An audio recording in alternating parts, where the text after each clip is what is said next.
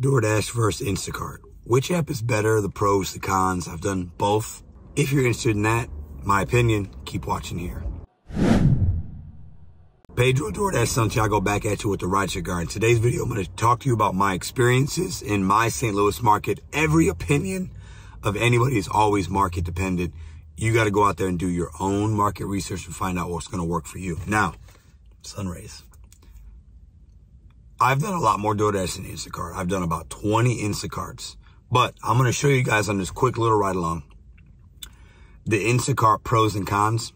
We'll talk about DoorDash first. For me, DoorDash is a very easy app to work.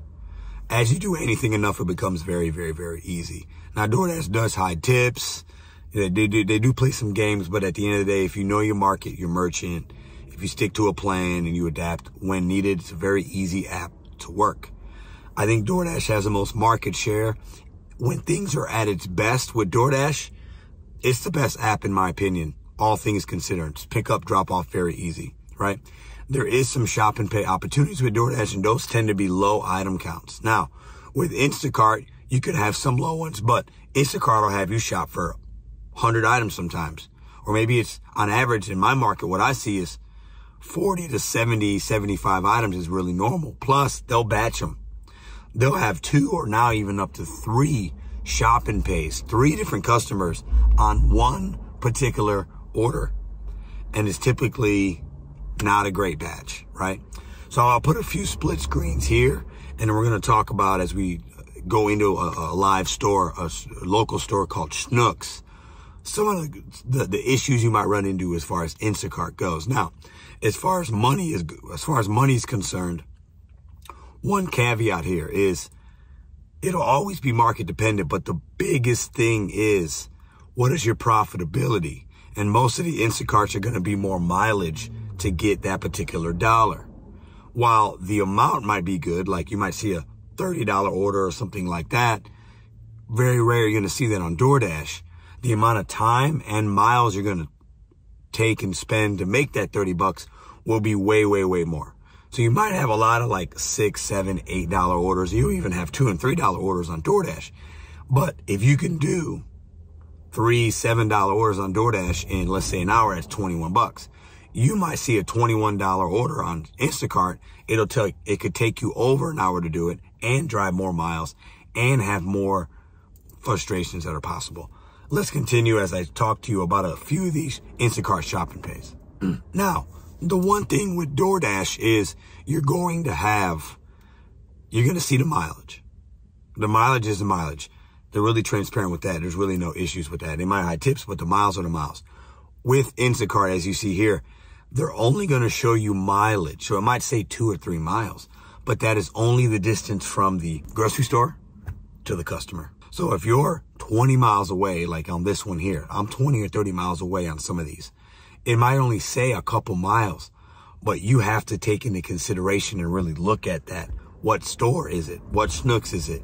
What Costco? What Sam's Club? It might not be the one that's up the street. It could be one that's way further away. If you're new, you can get caught up in, oh, it's only 3 miles. Oh, it's $32. Yeah, but it could be 3 different orders, 3 different drop-offs. You got to shop for 3 different customers, keep them all together. But it could actually be 40, 50, 60 miles in my experience to make that $20, $30. And at that case, your miles to money ratio on a lot of the Instacarts can be really low. Now, one piece of advice that many seasoned shoppers will share with you, and I don't consider myself seasoned in Instacart, but you get to learn pretty quickly. You want to know what area to be in. So go to a particular Costco, Sam's, go to a Whole Foods, whatever it is in your area, right? Be in that parking lot so that the miles that it shows you are a true indicator.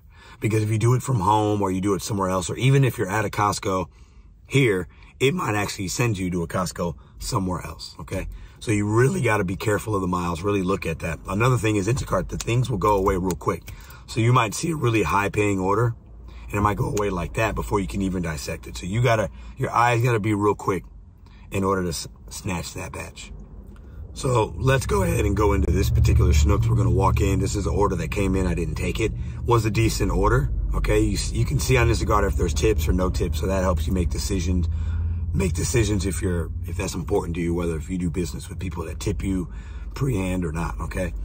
But as you notice, we're getting ready to walk into this particular Schnucks, okay? It'll break it down by aisle, like produce and pantry and frozen and dairy and eggs, and that's really nice. Plus, also, with produce, you have to be really careful. You want to make sure you pick good produce, things that you would want, okay? Super important on Instacart, because that can lead to bad ratings, and people can take tips back and things like that if you pick rotten or dented cans, rotten bananas, avocados that are too ripe. Like, you have to be really careful with your produce items, okay? Every item you're going to scan, if you scan the wrong item, it'll kind of give you an alert. One of the biggest issues is out of stock stuff, because if things are out of stock on Instacart and the customer tipped off a percentage, so if it's $100 worth of food and there's $20 worth of stuff that's out of stock, the subcode goes down to $80. If they tip 20%, your tip's going to go down by some dollars. That sucks. So hopefully the customer is responsive, or they pick substitution so you can keep your subtotal where it was so the tip stays the same. Overall, for me, in my experience, DoorDash is a better app in my market, but what about you? Put it in the comments down below. I think you can make good money with Instacart like you can any app. It's going to be market dependent. Also, do you like to shop, or do you not like to shop, or do you just like to go to restaurants, pick it up, maybe wait a little bit, drop it off?